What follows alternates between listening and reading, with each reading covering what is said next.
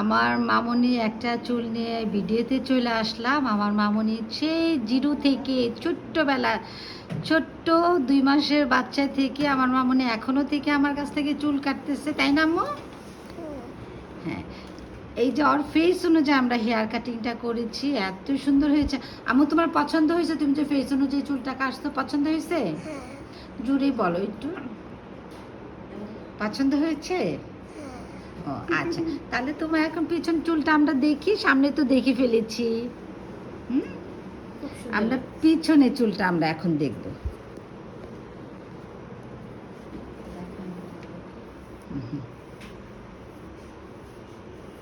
একটু তুমি একটু চুলটা নাড়া দাও, নাড়া দাও তো।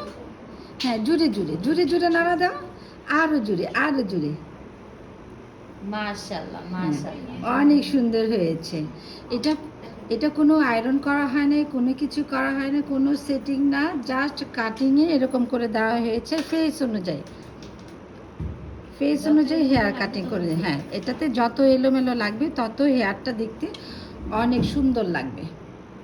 আল্লাহ হাফেজ।